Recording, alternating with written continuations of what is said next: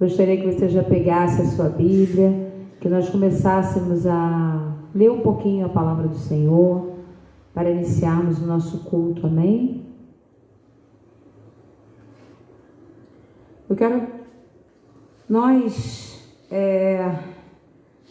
Eu voltei a ler, Gênesis, por uma questão que nós estivemos fazendo no departamento feminino, e Deus trouxe ao meu coração essa palavra e eu gostaria de compartilhar com você nessa noite. Então eu gostaria que você abrisse em Gênesis no capítulo 1, logo o primeiro livro da Bíblia, amém? Pega a sua Bíblia e vamos acompanhar. Não deixe de pegar a palavra de Deus, sopra a poeira dessa Bíblia, crente. Vamos ler a palavra.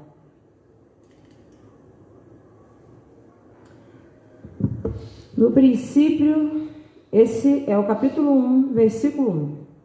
No princípio criou Deus os céus e a terra. A terra era sem forma e vazia, e havia trevas sobre a face do abismo, e o Espírito de Deus pairava sobre a face das águas. E disse Deus: haja luz, e houve luz.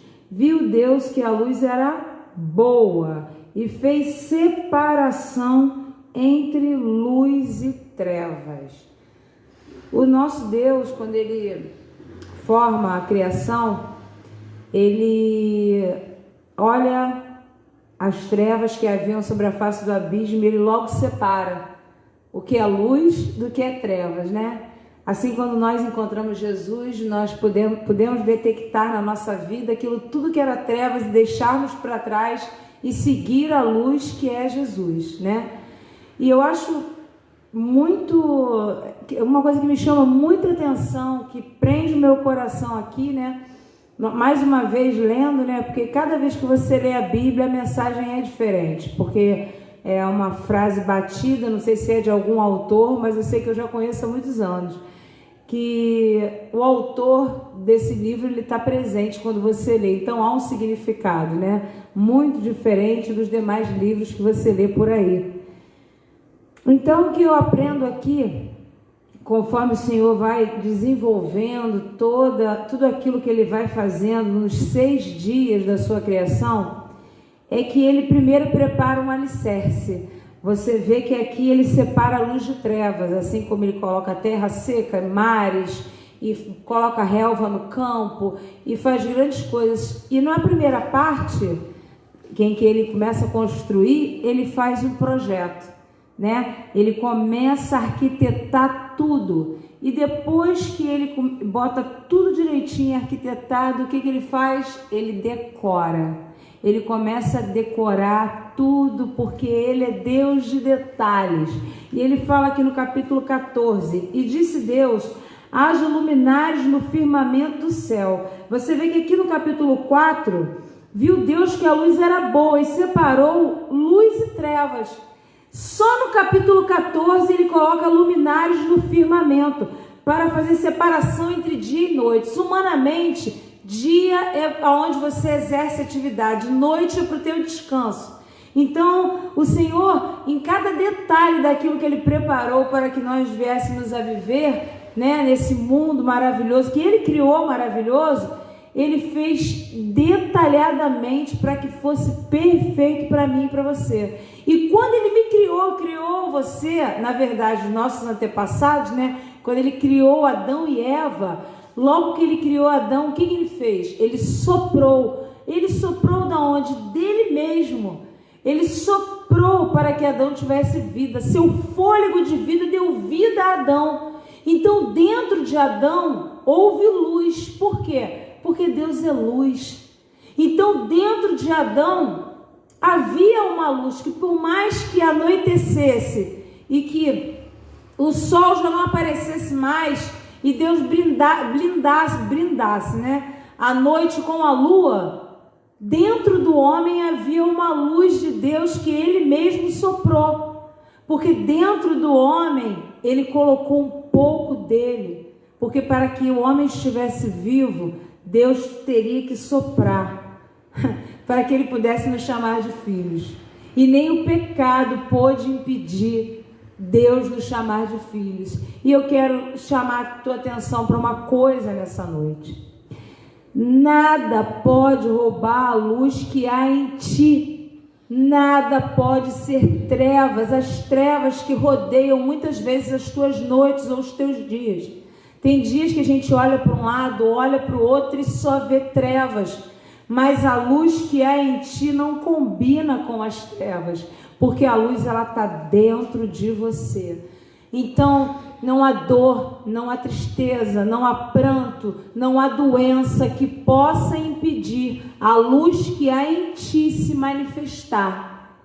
Você diga todas as vezes que vier a dor, que vier a tristeza, que dentro de você há uma luz. O apóstolo João diz, no livro do apóstolo João, Jesus diz que ele é a luz do mundo e que aquele que anda nele não anda em trevas, e nós não andamos em trevas. Ai, irmã, como tem sido difícil esses dias, como tem sido de pranto, como tem sido de separação da nossa família, a gente não pode fazer nada, não pode ir a lugar nenhum. Tem sido difícil, por muitas vezes nós temos enxergado trevas, mas coloca uma coisa na sua cabeça, não deixa o diabo e nem ninguém te enganar. A luz que há em ti, ela precisa refletir a tua volta, no teu trabalho, na tua casa, na tua vida e em tudo que você fizer, porque de Gênesis a Judas, o Senhor chama você a uma grande salvação, e essa é a grande luz que há para nós. Sabemos que um dia, quando tudo isso passar, nós iremos morar com Jesus. E dentro de nós há um DNA maravilhoso, o DNA de Deus. E eu gostaria de orar com você nessa hora. Vamos falar com Deus, vamos falar com Ele, vamos colocar para Ele, A gente às vezes fala com um amigo, a gente fala com um irmão, a gente fala com uma pessoa que a gente confia, mas tudo que nós precisamos é colocar para Deus aquilo que nós estamos sentindo. Tudo. Coloca diante do altar.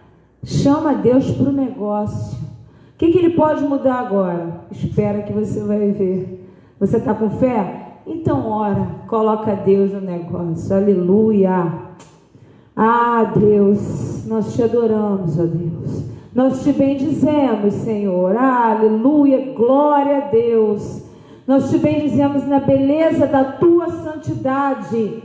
Porque mesmo que antes que houvesse luz, o Senhor já era, o Senhor já estava, o Senhor já fazia, o Senhor já manifestava. O Senhor é Deus antes da fundação de tudo e de todas as coisas. Não há outro além de ti. E por isso nós rendemos graças. Nós, Senhor, nos colocamos diante de ti, nos humilhamos diante da tua santidade, sabendo que não podemos nada, que não somos ninguém sem a tua presença. E nós chamamos, ó Deus, em nome de Jesus, a tua atenção para esse lugar. Chamamos a tua atenção para cada lar de cada irmão que está orando comigo nessa hora, para que o Senhor contemple, ó Deus, a nossa necessidade, contemple a nossa dor,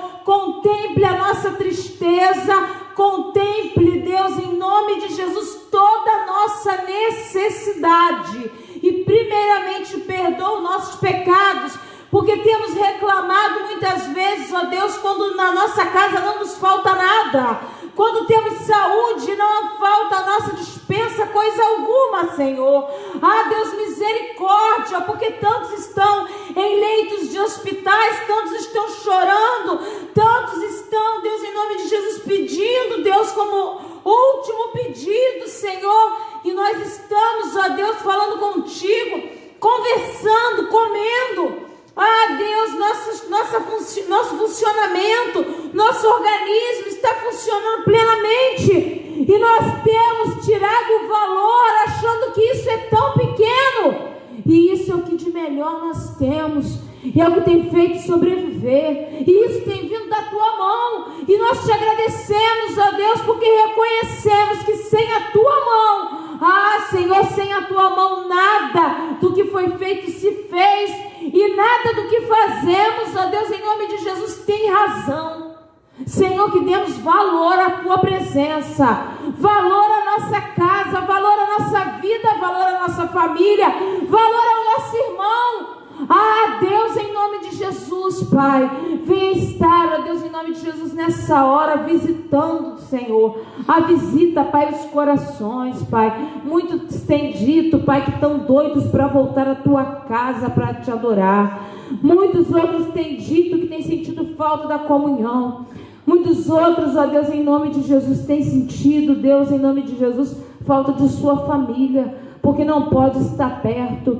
E nós te pedimos em nome de Jesus, Pai, que nesse momento, Pai, em que os corações estão aflitos, em que os corações estão abalados, o Senhor, em nome de Jesus, visite, Pai, e traz a calmaria que o teu Espírito Santo pode levar. Que o teu Espírito que nos move a viver, ele possa estar visitando cada lar nessa hora, tirando o que não é teu e colocando mais e mais e mais e mais do teu Espírito, Senhor.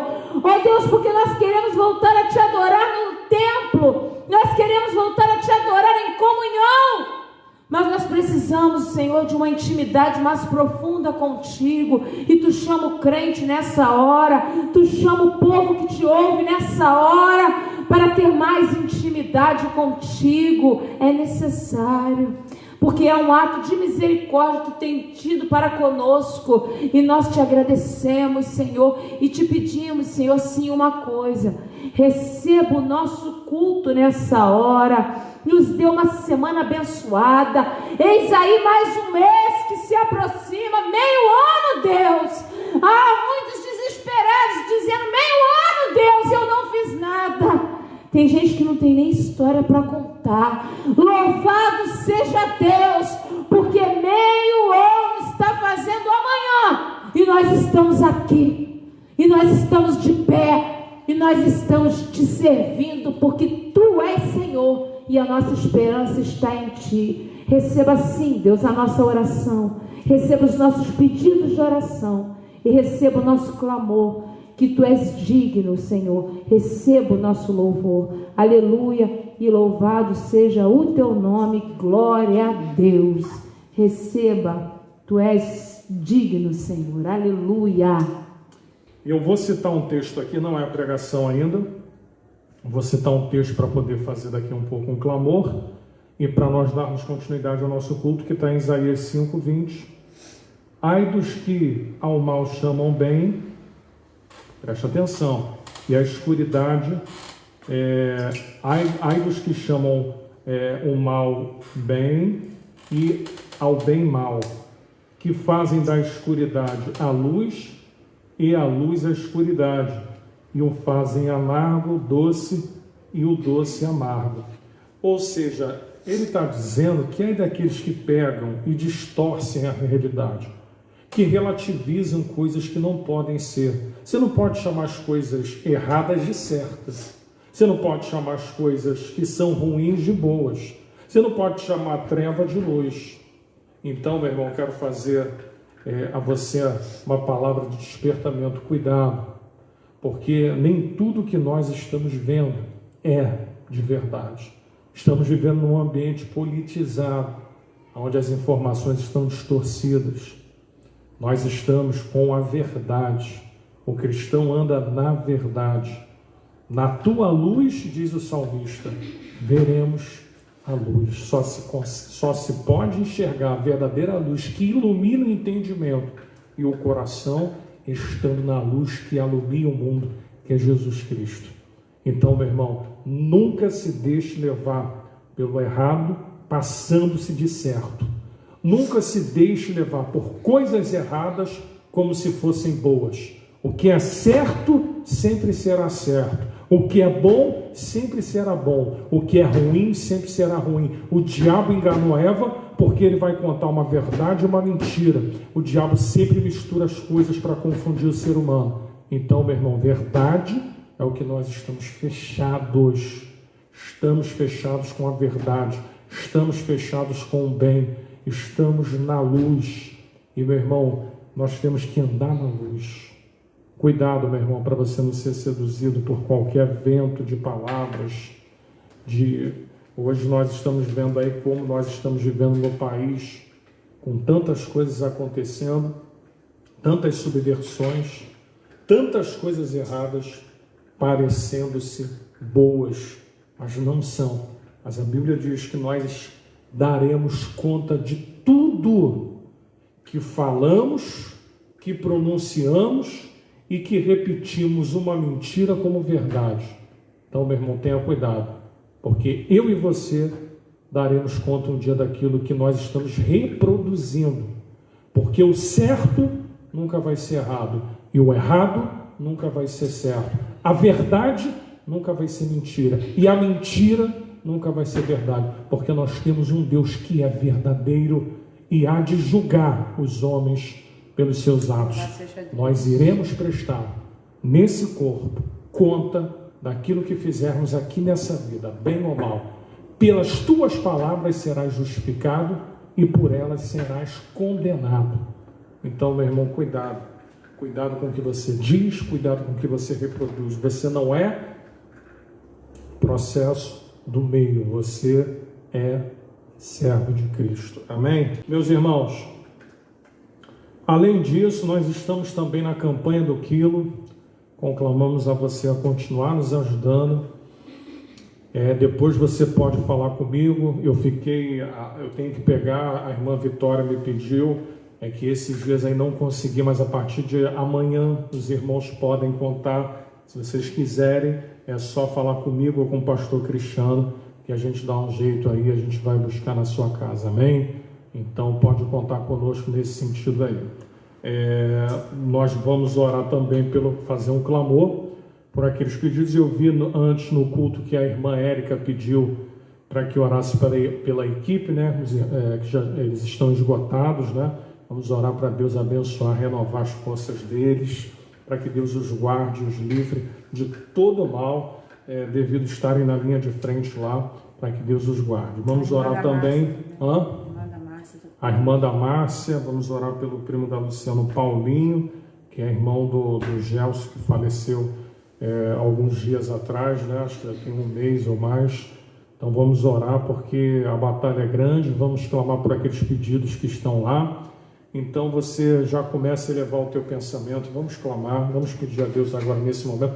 Vamos orar também da mesma maneira que fazemos pelos ofertantes e dizimistas. Vamos orar por cada um deles nesse momento. Vamos orar pela tua vida financeira também, para que Deus abra a porta, para que Deus te abençoe, para que Deus possa te dar uma semana de vitória. Vamos clamar. A pastora Luciana daqui a pouco vai colocar ali o número da conta. Os irmãos sabem que alguns irmãos que participam, alguns vêm na igreja, a gente está aqui sempre às quartas e os domingos, trazem aqui, outros fazem depósito pela conta. Então, meu irmão, sinta-se à vontade da maneira que lhe aprouver, que você puder, e Deus te abençoe. Vamos clamar nesse momento, pedindo a Deus a bênção dele sobre a tua vida, sobre a tua casa, sobre os teus agora, aonde você estiver. Vamos clamar nesse momento, vamos elevar os nossos pensamentos a Deus. Curva a tua cabeça onde você estiver, na sua casa. Vamos pedir a Deus agora para que Deus venha intervir, venha curar essas pessoas. O poder de Deus, meu irmão, ele pode vir sobre estas pessoas. O centurião disse a Jesus: basta uma palavra tua para que o meu servo fique são. Ó Pai, a tua palavra diz que no meio do caminho, quando aquele centurião estava indo em direção à casa daquele homem, a tua palavra diz que aquele homem fora curado, antes mesmo do centurião chegar, porque isso fala da fé. A fé, meu irmão, que Deus responde instantaneamente. A mesma fé que quando Daniel estava dentro daquela cova, e não adiantaria responder a oração no dia seguinte, não, porque no dia seguinte ele seria estraçalhado pelo leão. Meu irmão, tem oração que Deus sabe, meu irmão, ela precisa ser instantânea, ela precisa ser para já, ela precisa ser para o presente, para agora, para o hoje. assim como aquela viúva que importunava aquele juiz iníquo. A Bíblia diz ali o dever de orar sempre e nunca desfalecer, assim como Sadraque, Mesaque e Abidnego foram lançados naquela fornalha, e quando aqueceram aquela fornalha 7 vezes mais, achando que aqueles homens iam morrer, ó Pai, a tua palavra diz que o 4º homem da fornalha estava ali para livrá-los, para guardá-los. E eu quero dizer para você nesta noite, esse 4º homem, ele está aí na tua casa. Este 4º homem está agora te visitando nesse leito de um hospital. Esse 4º homem está contigo. Ele se chama Jesus de Nazaré. Eles disseram que era semelhante ao Filho dos deuses, mas nós sabemos que é o Filho do Deus vivo, o que está à destra do Pai, intercedendo junto ao Pai pela sua igreja. Jesus, na oração do João capítulo 17, ele disse: Pai, não peço que os tire do mundo, mas que os livre do mal. Então, meu irmão, essa oração está sobre a minha vida e sobre a sua vida. Nós vamos clamar agora pedindo a Deus para que Ele possa intervir. Senhor, graças te damos, porque Deus, temos ouvido também testemunhos, não temos ouvido só notícias tristes e ruins, mas temos ouvido que o Senhor tem curado também. Aleluia. Que, ó Pai, pessoas têm recebido altas, pessoas estão sendo liberadas, e ó Pai, nós clamamos a Ti por essas pessoas, pela Marisa, Senhor, pelo Paulinho, Senhor, por aquelas pessoas que estão na lista lá do Imaum Online. Cada vida que está ali descrita, Senhor, Tu conheces a cada nome. Pessoas que estão internadas, pessoas que precisam do Teu socorro, pessoas que precisam ser curadas. Senhor, visita elas nesse momento agora. Pai, se é Covid-19, se é problema, ó Pai, de pressão, se é problema no coração, qualquer coisa que levou essa pessoa a ser internada, ó Pai, guarda esta pessoa de toda a ânsia da morte, de todo espírito, ó Pai, que luta contrariamente a esta vida, Senhor. Tu és o Deus que sara, Tu és o Deus que cura, e nós repreendemos o espírito da morte nessa casa, repreendemos o espírito da morte nessa vida agora.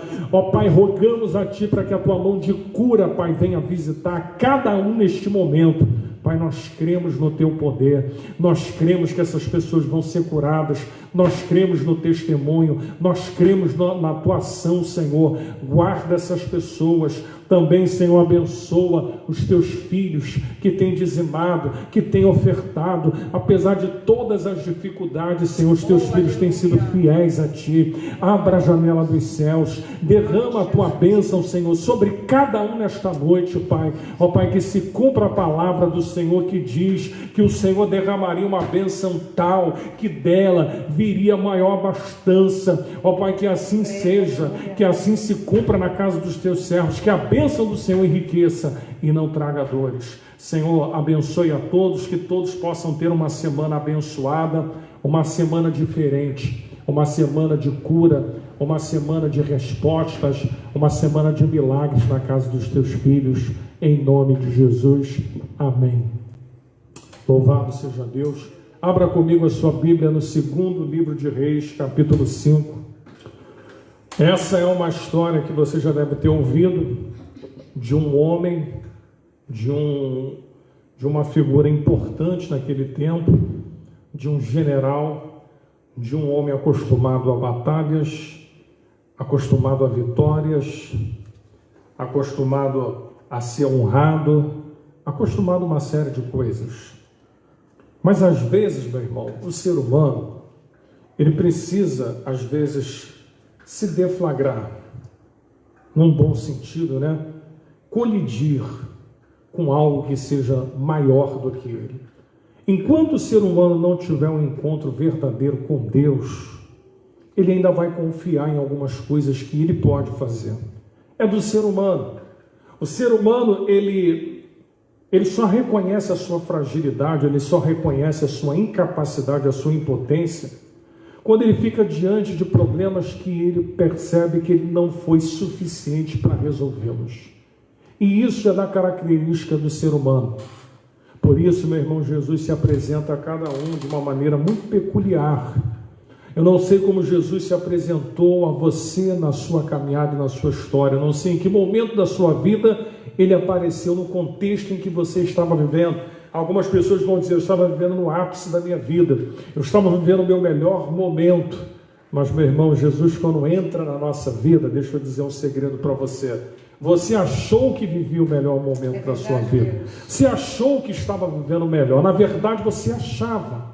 Mas quando você encontrou-se com Jesus, você percebeu que o melhor da vida você não tinha experimentado. Você não tinha tido realmente um encontro verdadeiro. E eu quero nessa noite falar sobre a história de um homem que a Bíblia vai chamar de valoroso. Um homem que a Bíblia vai dar muitos predicados, muitos adjetivos, vai colocá-lo como um exímio, um homem conhecedor profundo das guerras, um homem que sabia como vencer uma guerra, mas que estava vivendo uma particular, que estava passando por um problema.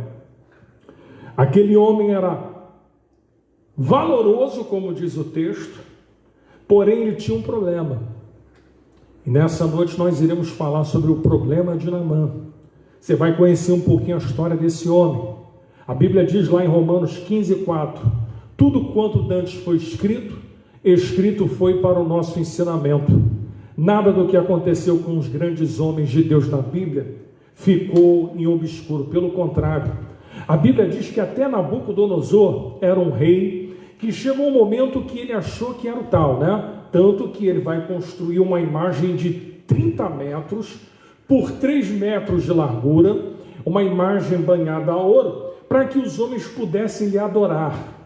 Porque naquela época ele achava que era o soberano, ele achava que era o rei poderoso, mas Deus se manifestou a ele através de 3 jovens que não se prostraram e disseram que o Deus que eles serviam iria livrar das mãos de Nabucodonosor. E isso aconteceu, e Nabucodonosor então reconheceu que não existia um rei como o rei daqueles homens, não existia um senhor como o senhor daqueles homens. Sadraque, Mesaque e Abednego, Ananias, Azarias e Misael, não existia um Deus igual deles. Por isso Nabucodonosor foi um rei que teve muitas experiências, foi um rei que viu Deus se manifestar. Deus se manifestar na vida de Daniel, Deus se manifestar na vida de Sadraque, Mesaque e Abednego. Por que eu estou dizendo isso para você? Porque Nabucodonosor teve que reconhecer que existia alguém superior a ele. E, meu irmão, nessa vida nós estamos de passagem, e nós vamos aprender, meu irmão, que nós não somos nada. A Bíblia diz que do pó nós saímos, e do pó para lá tornaremos um dia. A nossa carne, um dia, ela vai se decompor na terra, vai virar matéria, vai voltar para o início. Então, meu irmão, quero te convidar a você compreender como o homem precisa nessa vida ter um encontro de verdade com Deus, para entender, porque o texto vai dizer que Deus até tinha dado livramento aos sírios pela mão de Naamã. Olha que coisa interessante, o texto está escrito, a Bíblia vai dizer que Deus usou aquele homem. Ou seja, assim como também fez com Nabucodonosor, assim como despertou o rei Ciro, Medo-Persa, meu irmão, tudo está no controle de Deus. Até as opressões que vinham sobre Israel não acontecia aleatoriamente, é porque Deus permitia e assim usava aqueles homens para poder tratar o seu povo. Todos aqueles que assumiram o poder, meu irmão, estavam debaixo da autoridade de Deus. E não era diferente Naamã. Mas vamos ler. Eu já vou dizer para você qual é o problema que Naamã tinha. 2 Reis, capítulo 5, versículo 1. E Naamã, chefe do exército do rei da Síria, era um grande homem diante do seu senhor, de muito respeito. Vai vendo aí os predicados. Porque por ele o Senhor dera livramento aos sírios. Por ele o Senhor. Está com letra maiúscula, aqui está falando de Deus. Olha que coisa interessante. Varão valoroso. Olha um outro atributo que ele tinha. Porém, nós começamos aqui a nossa pregação. Porém, leproso. Porém, leproso. Tinha muitos atributos. Tinha muitas habilidades. Era um homem de guerra. era um homem conhecido, era um homem respeitado, mas tinha algo na vida dele que o deixava inferiorizado. Porque, meu irmão, por mais que você tenha títulos, há algo que às vezes Deus vai permitir, como um espinho que havia na carne daquele homem. Paulo vai dizer que o espinho que tinha é para que ele não se ensoberbecesse com as revelações de Cristo. O homem, às vezes, Deus permite algumas coisas acontecerem para que a força e tudo que aconteça na sua vida, o homem não venha se estribar achando que foi da sua capacidade, ou que foi do seu conhecimento, ou que foi da leitura que ele fez de uma situação ou de outra. Aqui estamos diante de um homem em que a Bíblia começa dizendo que era um grande homem. Aqui, se nós fizermos aqui uma semântica, ele não está falando de um grande homem de estatura, de altura. Ele está falando de um grande homem relacionado à figura que ele era. Semanticamente não tem a ver com a altura, tem a ver com quem ele era. Era um grande homem porque as pessoas o viam de uma maneira que ele era um homem de grande respeito, como o texto vai dizer. Um homem valoroso, um homem que as pessoas respeitavam. O texto vai dizer que por ele o Senhor dera livramento e, por fim, um homem que tinha um valor inestimável. Eu começo falando com você nessa noite, meu irmão, que tem coisas na nossa vida que a gente não vai conseguir conviver por muito tempo. Você pode achar que é um vencedor, e às vezes, meu irmão, você pode conquistar coisas naturais, você pode ter coisas, mas o que vai adiantar se no seu interior, se por baixo da roupagem, por baixo daquilo que as pessoas aparentam ver em você, algo que por fora está bem, mas por dentro está ruim. As pessoas podem ver a capa, as pessoas podem ver a armadura, as pessoas podem te ver por fora, mas por dentro há problemas, há doenças, há enfermidades. Aquele homem, aparentemente, todo mundo olhava para ele e falava assim: rapaz, aquele homem é um homem de valor. É um homem que, para nós aqui, é importantíssimo. Mas ninguém sabia o que era todos os dias chegar na sua casa, ter que tirar toda aquela roupagem. O texto vai dizer que ele tinha uma família. Tanto é que havia uma menina que morava na sua casa que vai falar de Eliseu, ou seja, ele tinha mulher, ele tinha família. A mulher dele é que cuidava desta menina que servia na casa dele, que vai falar do profeta Eliseu, ou seja, chegar todos os dias em casa, tirar aquela armadura e olhar no espelho e ver que, na verdade, ele era um homem, como diz lá no livro de Apocalipse, e não sabes, e dizes, sou rico e de nada falta. E ele vai falar, mas não sabes que é um pobre, cego, miserável e nu. O que adianta ter tudo?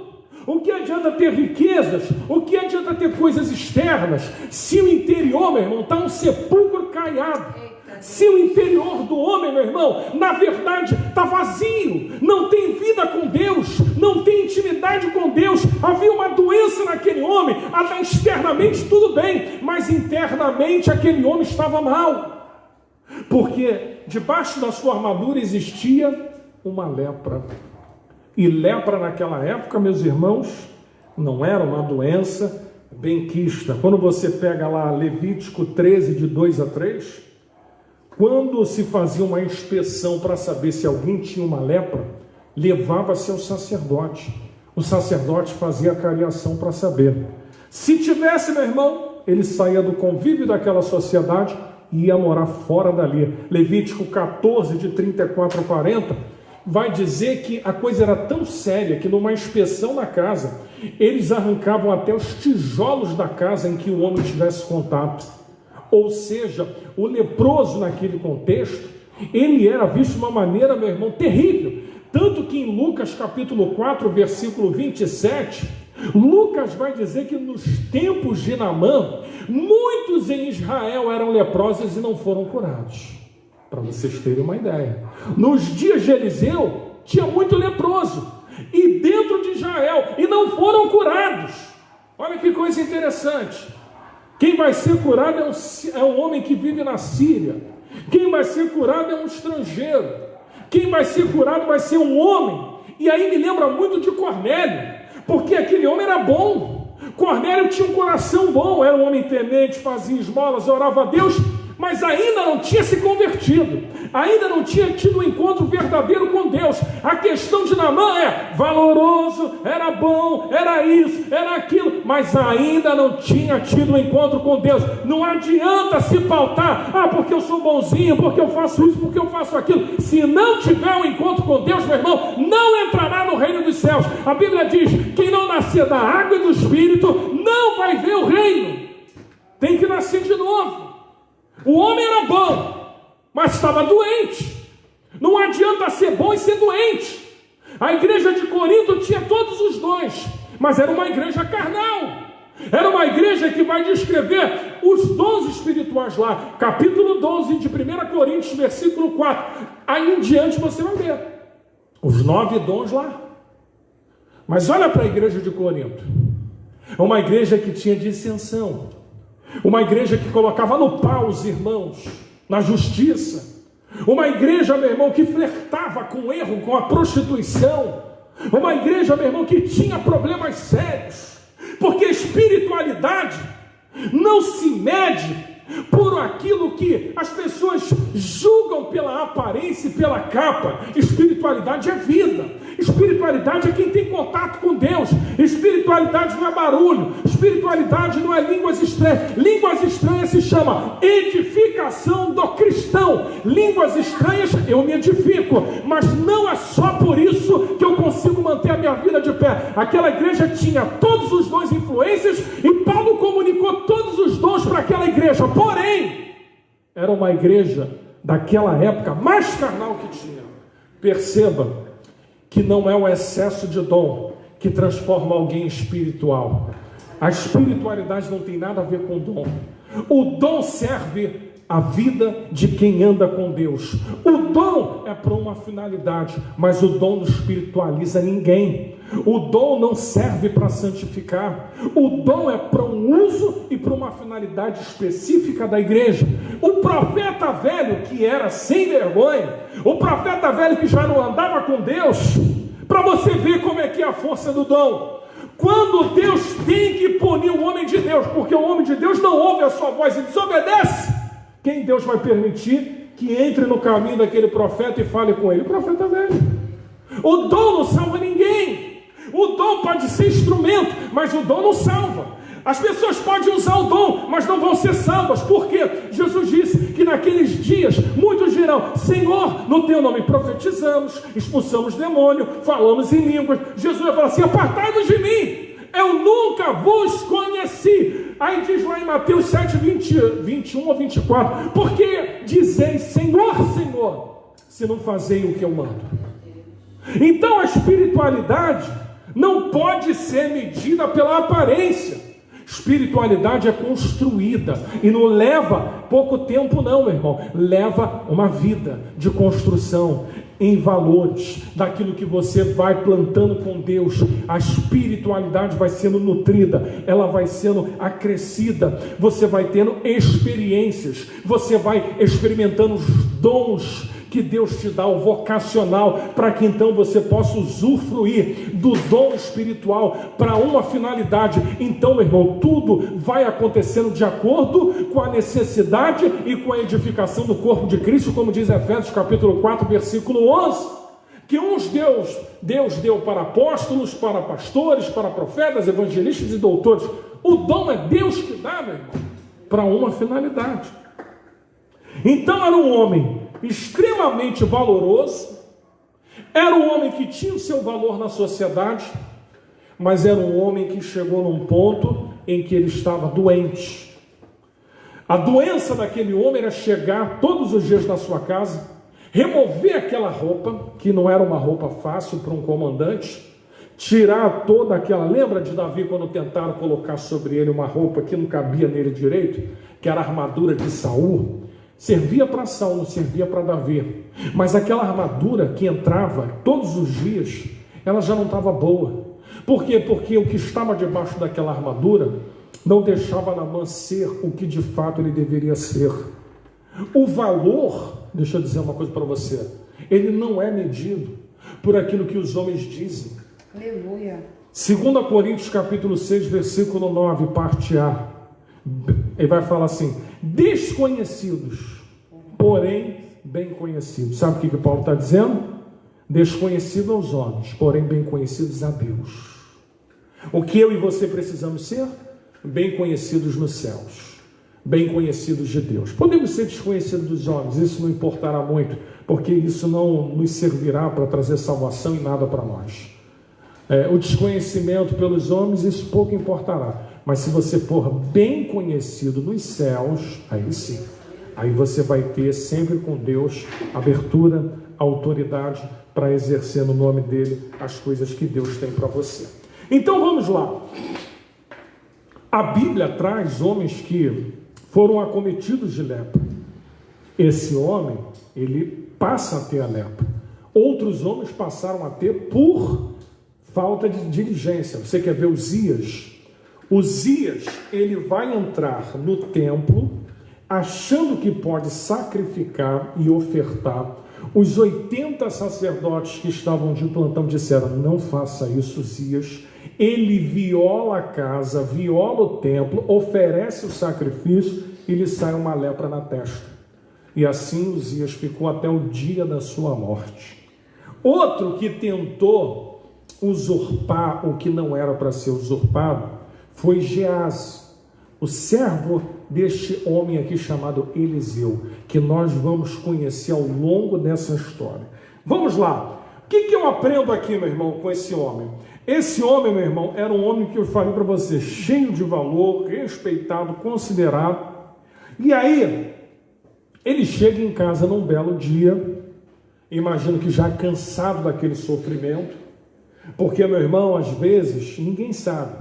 Você pode estar posando de general, você pode estar com uma aparência muito boa, mas por dentro só cada um sabe o que tem vivido no seu dia, na sua particularidade, no seu momento a só.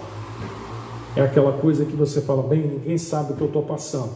Todo mundo me vendo rindo, está todo mundo me vendo alegre, mas não sabe como eu estou por dentro.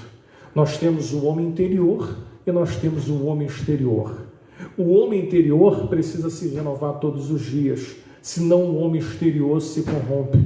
O homem exterior corrompido, ele vai fazer com que então o homem interior não se renove a cada dia. Então eu quero destacar com você, vai lá comigo agora em 2 Reis capítulo 5, para nós entrarmos na palavra. No versículo 2, a narrativa vai nos dizer assim: e saíram as tropas da Síria, da terra de Israel, e levaram presa uma menina, preste atenção nessa menina, que ficou ao serviço da mulher de Naamã. Disse que Naamã tinha uma família, e todos os dias chegava na sua casa com esse problema. Versículo 3, e disse esta a sua senhora, a menina: tomara que o meu senhor estivesse diante do profeta, que está em Samaria, ele o restauraria da sua lepra. Então Naamã, olha, veja bem, então entrou Naamã e notificou ao seu senhor, dizendo: assim e assim falou a menina, que é da terra de Israel. Então disse o rei da Síria: vai, anda, enviarei uma carta ao rei de Israel. E foi, tomou na sua mão 10 talentos de prata e 6.000 ciclos de ouro e 10 mudas de vestes, e levou a carta ao rei de Israel, dizendo: logo, e chegando a ti esta carta, saibas que eu te enviei Naamã, meu servo, para que restaures da sua lepra. Perceba, ele conversa com o rei dá uma carta para Naamã, e Naamã vai buscar o rei de Israel, porque ele ouvira dizer que em Israel havia um profeta. Mas ele não vai até o profeta primeiro, ele vai até o rei. Perceba na leitura. Versículo 7. Sucedeu que, lendo o rei de Israel a carta, rasgou as suas vestes e disse: sou Deus para matar e para vivificar, para que este envie a mim, para eu restaurar um homem da sua lepra?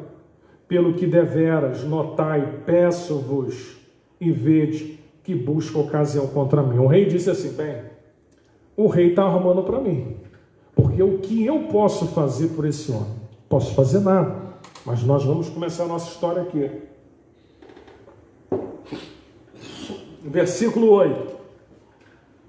Sucedeu, porém, que ouvindo Eliseu, o homem de Deus, que o rei de Israel rasgara as suas vestes, mandou dizer ao rei: por que rasgaste as tuas vestes? Deixa ouvir a mim, saberá que há profeta em Israel. A primeira coisa que eu aprendo aqui é que aquele homem creu no testemunho de uma escrava. Aquela escrava era uma menina. Humanamente ela não tinha nada a oferecer. Mas deixa eu te chamar a atenção aqui de uma coisa. E aqui eu falo para você o primeiro ponto desse sermão aqui. Aquela menina, ela não deixou de testemunhar. Ela não deixou de pregar. Ela não deixou de falar daquilo que ela cria. Então, meu irmão, o que eu aprendo aqui? É que o testemunho de uma menina foi capaz de induzir uma grande figura, um capitão de exército, um chefe de exército, a procurar, na verdade, a quem poderia curá-lo. Meu irmão, olha a importância de você pregar, de você testemunhar e você não se preocupar como é que as coisas vão acontecer. Jesus disse: ide por todo o mundo, pregai o evangelho a toda criatura, ensinando a minha palavra. Sabe o que isso quer dizer? Pregue, meu irmão, use a palavra de Deus, porque Deus é que vai fazer. Aqui, meu irmão, a menina não podia fazer nada, mas ela deu o caminho das pedras. Ela disse aonde aquele homem poderia encontrar a resposta para o seu problema. Você tem, meu irmão, na tua vida uma palavra poderosa que pode levar pessoas à salvação, que pode levar pessoas a terem um contato com Deus, que podem levar pessoas a serem curadas dos seus problemas, dos seus males, das suas doenças, sejam elas físicas, sejam elas emocionais. Você tem algo importante na sua vida. Ela era escrava, mas ela tinha algo que poderia trazer vida a outro homem. Sabe o que isso quer dizer, meu irmão? Você é escravo de Cristo, mas você tem algo que pode levar ao mundo, algo que o mundo não tem. O escravo tem, porque o escravo serve ao seu Senhor, e o escravo tem a palavra de Deus que o seu Senhor deu a ele. Você tem a palavra que pode transformar a tua casa. Você pode dizer para os teus assim: olha, eu conheço eu conheço um que pode mudar a tua vida. Eu conheço um que pode mudar os teus problemas. Eu conheço um que, se você procurar, o que está acontecendo na tua vida hoje vai mudar. Eu conheço um que, se você for até ele, ele pode te curar, ele pode salvar os teus, ele pode mudar a tua casa, ele pode mudar a tua história. E eu quero dizer uma coisa para você, meu irmão: você tem uma palavra de Deus que, se as pessoas crerem, elas verão a glória de Deus, porque aquela menina simplesmente deu testemunho de um homem que era conhecido em Israel como Eliseu, um homem que fizera milagres, porque Deus havia dado sobre ele uma porção dobrada do espírito de Elias. Meu irmão, deixa eu dizer uma coisa para você: se aquele homem experimentou, escuta isso, que isso aqui veio agora, se aquele homem experimentou da unção de Elias dobrada, eu vou dizer uma coisa para você nessa noite: você tem, meu irmão, uma unção dobrada na tua vida, uma unção que vem do Espírito Santo, uma unção que vem de Cristo, uma unção que está na tua vida. Você tem uma unção que é mais poderosa do que a de Eliseu e de Elias, uma unção que ele derramou sobre a tua vida, para que você faça milagres iguais ou maiores. Não é o dobro, é iguais ou maiores. Aleluia. Eu aprendo, meu irmão, que o testemunho pode mudar a vida de uma pessoa. Dá o teu testemunho, conta aquilo que Deus tem feito, prega na internet, prega no WhatsApp, prega no Facebook, prega onde você estiver, porque o testemunho pode mudar uma vida. Aquela menina falou que ela tinha de mais importante, mesmo sendo escrava: a crença no Deus de Israel. Você tem algo importante, não é ouro nem prata, como Pedro e João disseram para aquele coxo. O que você tem de importante é o poder de Deus que emana da tua vida, daquilo que Deus colocou em você. Então a primeira coisa que eu aprendo com esse texto é que Naamã creu no testemunho de uma menina. Então, meu irmão, as pessoas podem crer no teu testemunho. Você não está preso, você é livre. Você pode pregar em qualquer ambiente, inclusive no que nós estamos falando agora. Segunda coisa que eu aprendo, para que você compreenda, está lá no capítulo 5, versículo de 9 a 11, o texto vai nos dizer assim: ouvindo Naamã todas essas coisas, o que Naamã vai fazer? Naamã, ele vai sair, veio pois Naamã com os seus cavalos e com o seu carro e parou na porta de Eliseu. Preste atenção. Então Eliseu lhe mandou um mensageiro dizendo: vai e lava-te 7 vezes no Jordão, e a tua carne tornará e ficarás purificado. Porém Naamã muito se indignou e se foi dizendo: eis que eu dizia comigo, certamente ele sairá, pôr-se-á em pé e invocará o nome do Senhor, o lugar, e restaurará o leproso.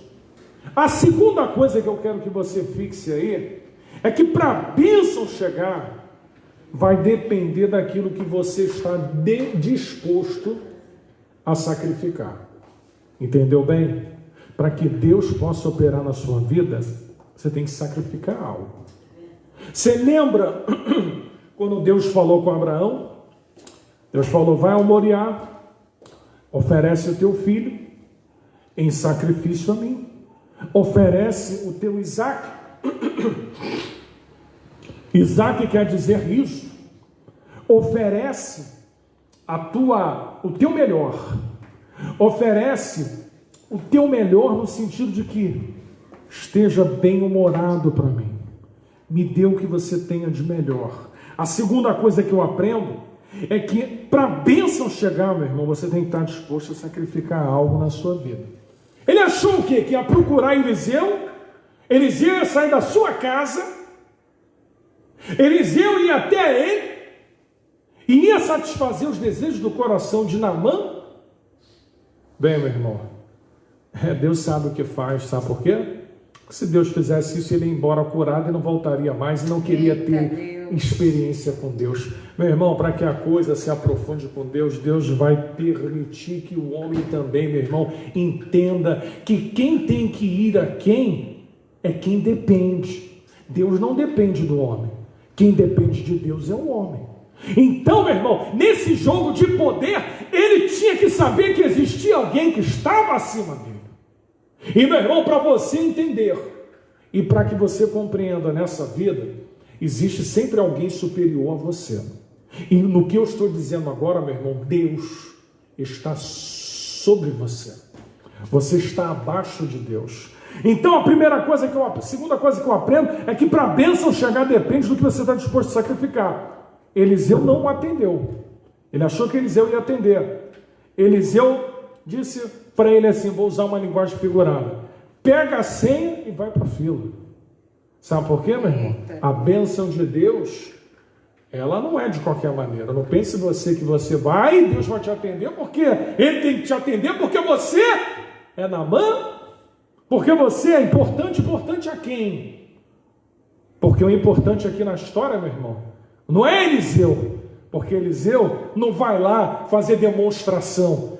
Poder de Deus não é demonstração para homens. Poder de Deus é manifestação para um fim. Poder de Deus salva, poder de Deus cura, liberta, mas o poder de Deus sempre vai ter uma finalidade de revelá-lo. Deus não dá dom a ninguém para ninguém se exibir.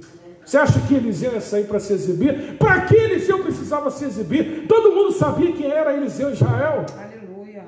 Ô, meu irmão, você não precisa não, meu irmão. O teu nome já é aventado por Deus. É Deus que vai fazer o teu nome chegar. Porque o nome de Eliseu chega lá. Porque até a menina que servia na casa de Naamã sabia que era Deus. E Naamã não sabia quem era. Aleluia. Eliseu, meu irmão, não fez aquilo, sabe por quê? Deus quer te ensinar uma coisa. Aleluia. Esteja disposto a obedecer a voz do profeta. Esteja disposto a obedecer o que o profeta está dizendo para você. Sabe por quê? Porque Deus vai falar através do profeta. Deus vai usar o profeta. Lá em 2 Crônicas 20 vai dizer: crede nos seus profetas e prosperareis. Aleluia. Às vezes Deus vai usar o profeta. Às vezes Deus vai usar o pastor para falar com você. Às vezes Deus vai usar uma pessoa para falar com você. E sabe o que Eliseu falou? Olha, manda ele lá mergulhar no rio sujo, no Jordão e ponto. Meu irmão, Deus sabe como tratar o homem. Seria algum problema Eliseu sair da sua casa e ir até o portão e falar com aquele homem? Nenhum problema. Eliseu também estava debaixo de autoridade, sabia quem ele era. Mas Eliseu é profeta. Eliseu está debaixo de uma unção.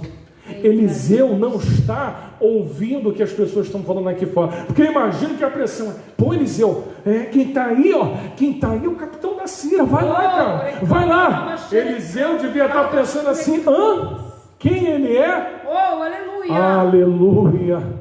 Ô, meu irmão, Eliseu estava acostumado. Eliseu certa feita estava com Geazi, e no acampamento à volta existiam muitos homens. E quando Geazi olhou para fora do acampamento, falou: meu senhor, vem ver como é que está isso aqui. Eliseu calmamente olhou para fora, falou: bem, eu não sei o que Geazi está vendo, mas eu estou vendo carros e cavaleiros de fogo aqui à volta.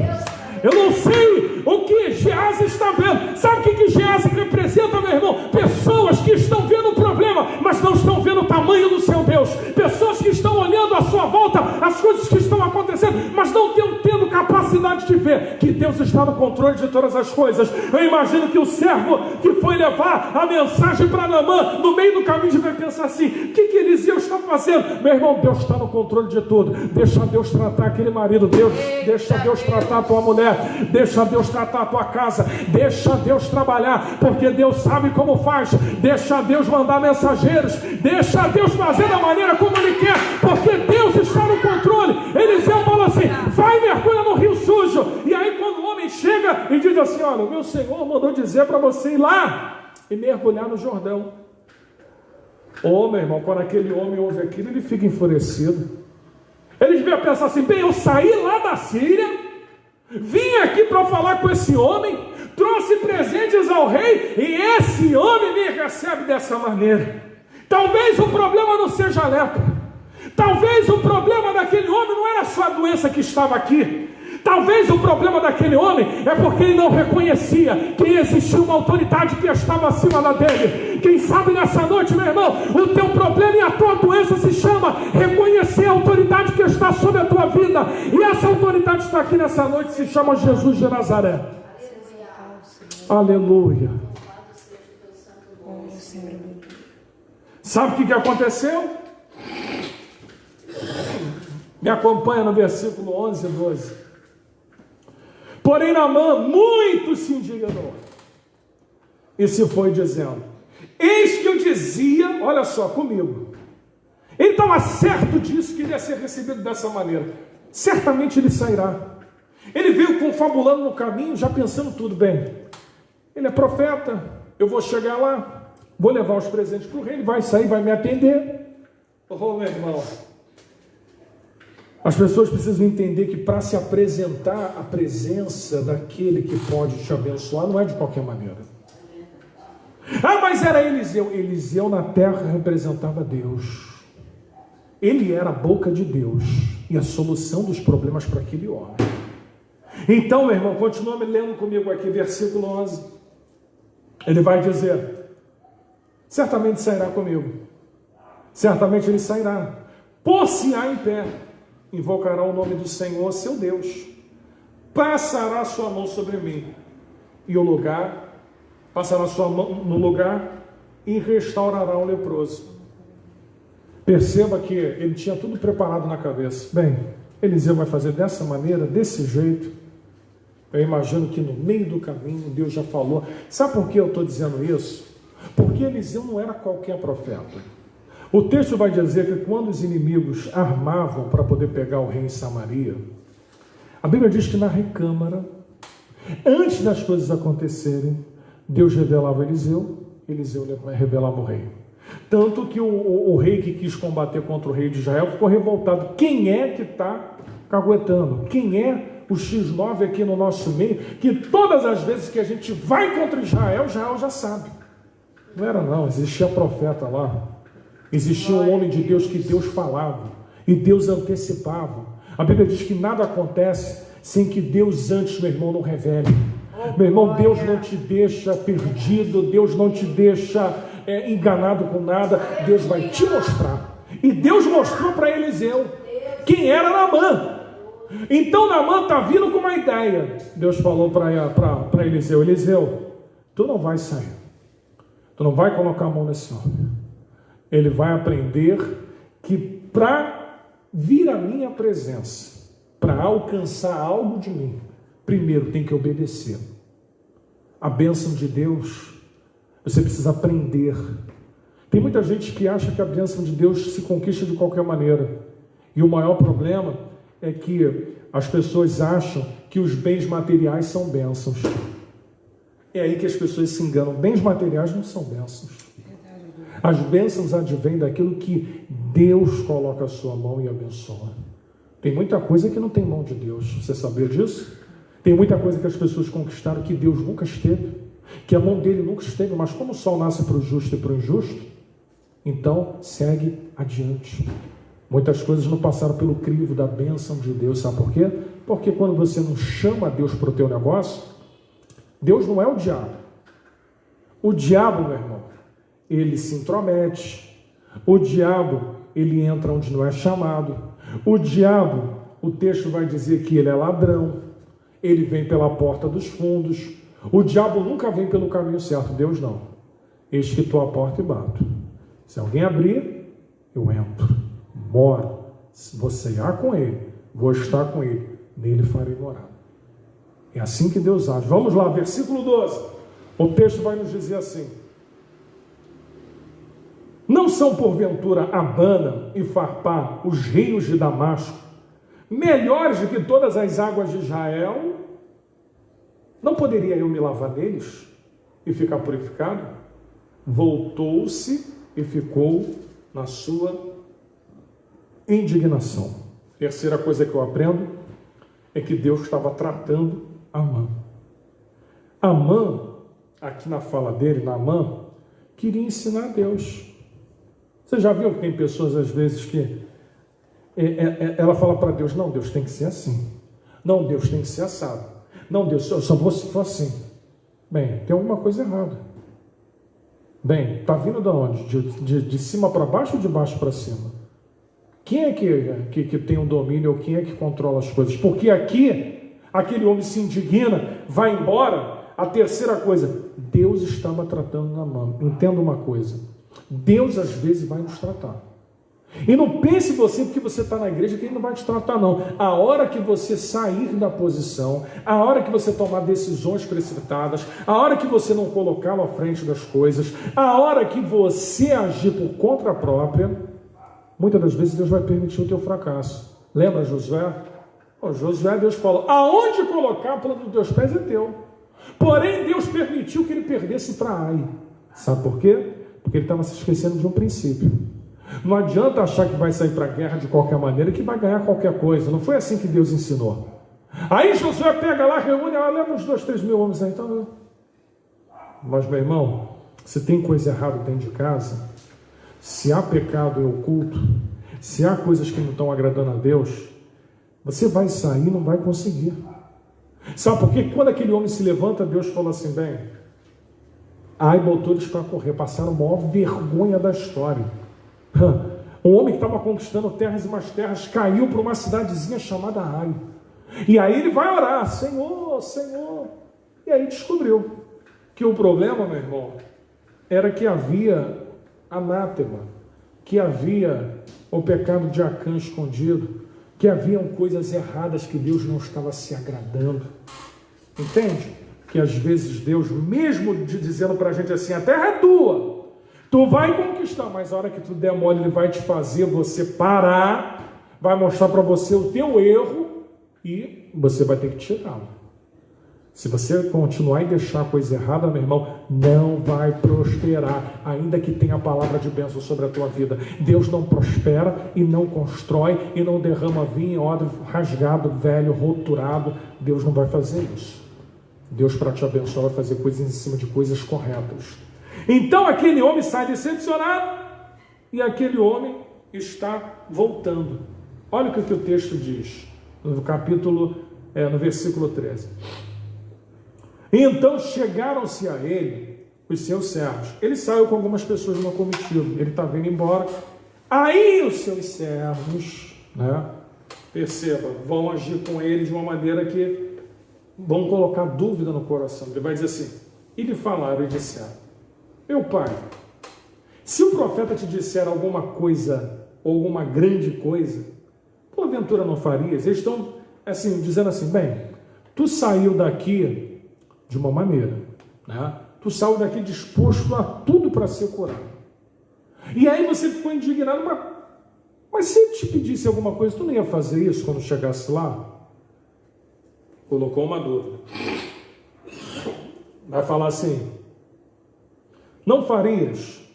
Quanto mais, dizendo-te ele, lava-te e ficarás purificado.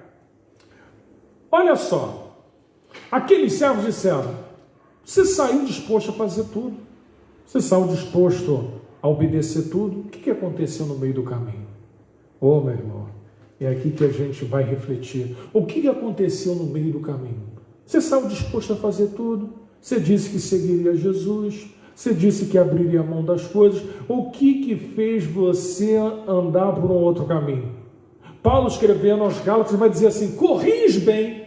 Eita Deus. O que aconteceu? Você estava indo bem, o teu propósito inicial era bom, porque quando aquele homem sai, ele sai disposto a fazer tudo, mas teve uma hora que ele foi confrontado, e a vontade de Deus vai te confrontar, e você vai ter que aprender que a vontade de Deus é boa, perfeita e agradável, ainda que ela te conflite. E aí o servo, na sabedoria, vai falar, tu não faria tudo, meu Senhor? Quarta coisa, eu estou chegando ao fim, eu aprendo que aquele homem, preste atenção, você está disposto, é você que eu estou dizendo, você está disposto a sacrificar tudo nessa noite? Porque o que aquele homem tinha mais? Doente, leproso, todo mundo sabia o seu problema, o que era mais importante? Voltar para casa doente?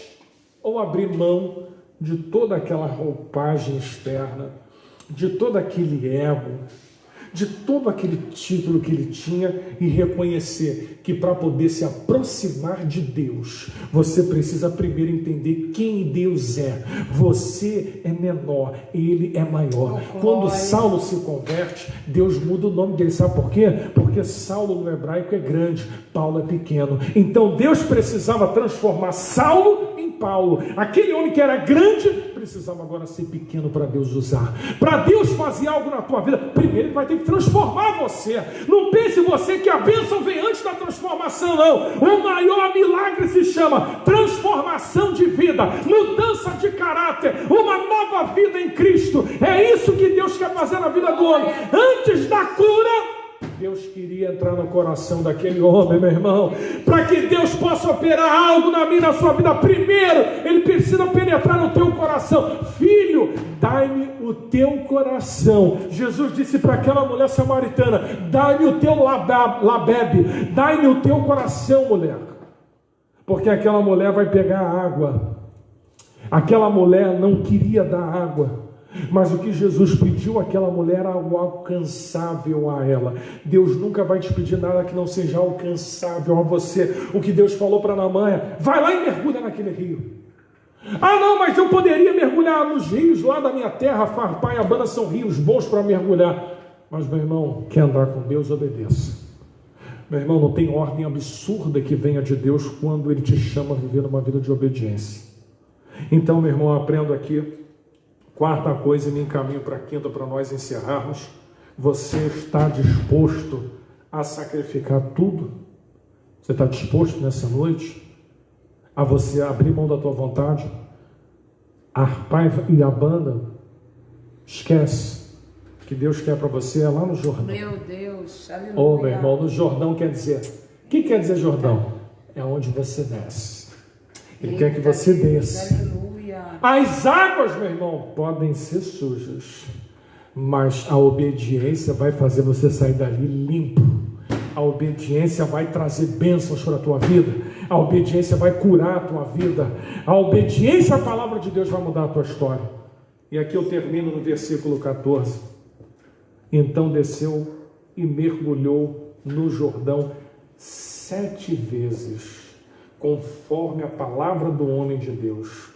A sua carne tornou-se como a carne de um menino e ficou purificado.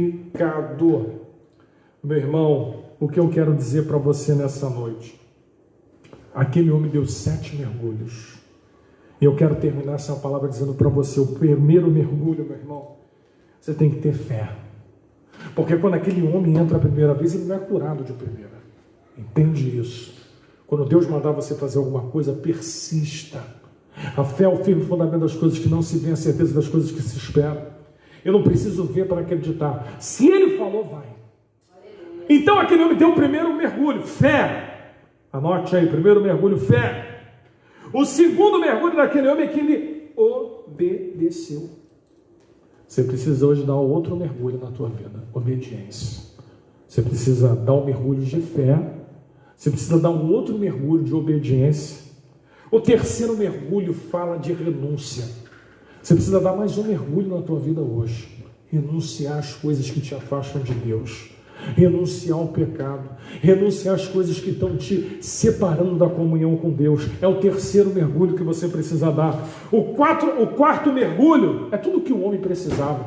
Ser dependente de Deus. Cada mergulho que ele dava, Deus arrancava uma coisa. Cada mergulho que ele dava, Deus colocava uma coisa nova. Cada mergulho que ele dava naquela água, meu irmão, era Deus mudando a história daquele homem. Quarto mergulho, dependência. O quinto mergulho. Ô, meu irmão, quem deu 4, quem deu 1, dá 2, 3, 4, no quinto ele já está servo. No quinto ele já está aprendendo a servir. Ô, meu irmão, quem sabe você precisa dar um mergulho hoje de servo. Servir a Deus, meu irmão, é você fazer as coisas sem questionar. Basta o servo ser como seu Senhor. Basta o discípulo ser igual ao seu mestre. Sexta coisa que aquele homem vai aprender de Deus. Aprenda, meu irmão, que por trás de tudo que Deus faz, tenha um coração de gratidão.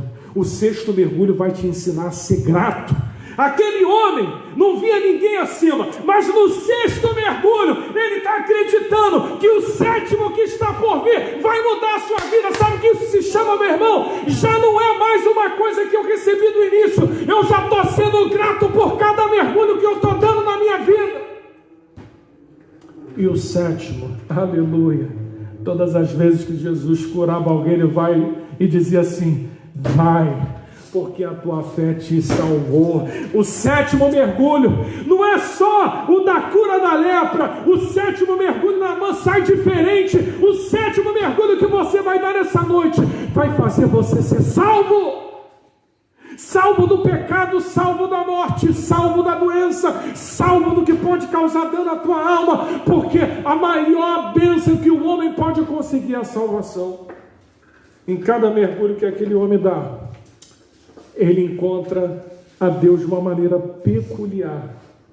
E eu quero terminar essa mensagem nessa noite dizendo: se você começou como Naamã esta noite, Deus te trouxe aqui para te dizer que Ele precisa tratar algumas coisas na sua vida.